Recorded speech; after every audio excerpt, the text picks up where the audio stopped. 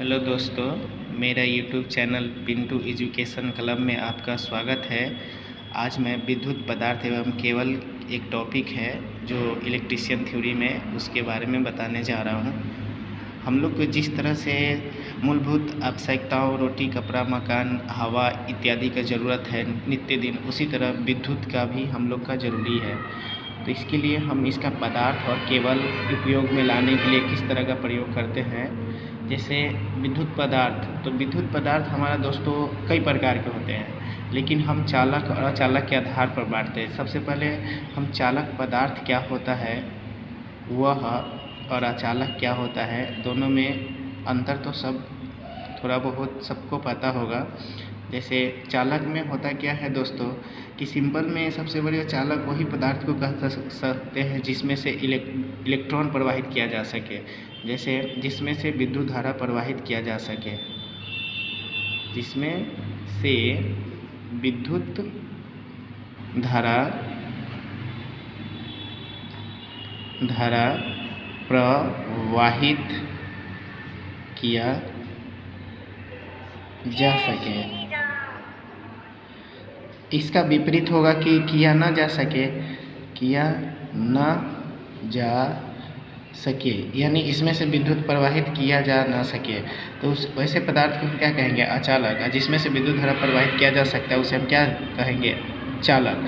जैसे इसमें हो जाएगा पहले सोना भी हमारा विद्युत प्रवाहित किया जा सकता है, चांदी, उसके बाद हो जाएगा चांदी, तांबा, उसके बाद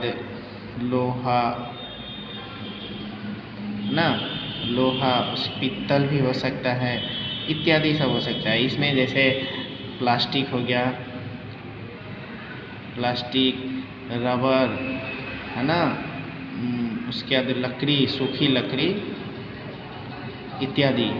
दोस्तों सोना जो होता है, सोना हमारा विद्युत का 99% यानी सोना जो होता है, सोना का हम 99% चालकता विद्युत में मानते हैं, लेकिन यह ज़्यादा महंगा होने के कारण हम सोना का उपयोग विद्युत कार्यों में नहीं करते हैं। चांदी जो है सोना से मान लीजिए 98% तक चांदी का चालकता होता है, चांदी 98% तक विद्युत का चालकता करता है, लेकिन ये भी कॉस्टली होने के कारण इसे हम विद्युत उपकरण में प्रयोग नहीं करते। तांबा का प्रयोग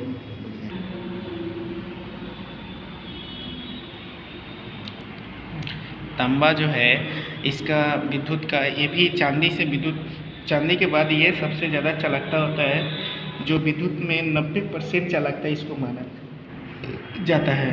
यह विद्युत में अधिक उपयोग होता है तार, क्योंकि इसका जो कॉस्टली होता है यानी सस्ता में यह तांबा मिल जाता है, जिसके कारण विद्युत में हम तांबा का ही ज़्यादा प्रयोग करते हैं।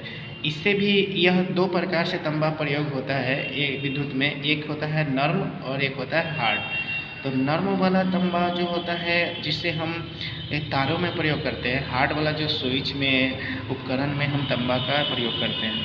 उसके बाद है एल्युमिनियम का जो तार होता है वो तांबा से कम चालकता होता है, इसका चालकता 60% तक होती है। 60% होने के कारण यह बहुत सस्ता होता है, वजन में भी हल्का होता है, तो इसका ओवरहेड लाइनों में अधिक प्रयोग किया जाता है। इसे मजबूत बनाने के लिए, एल्युमिनियम के तार को मजबूत बनाने के लिए हम ACSR मतलब चालक पदार्थ को मिला देते हैं, जो इसका पूरा नाम हम कह सकते हैं एल्युमिनियम, क्या बोलेंगे,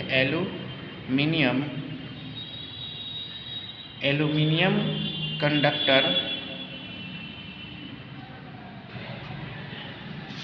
कंडक्टर स्टील रेनफोर्स्ड होता है।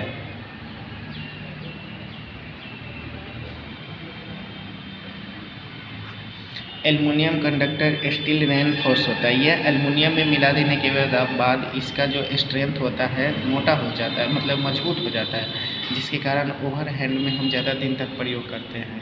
इसी तरह पित्तल भी एक चालकता होता है।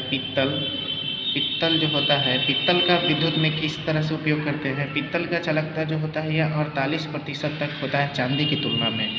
यह 48% तक इसका चालकता होता है।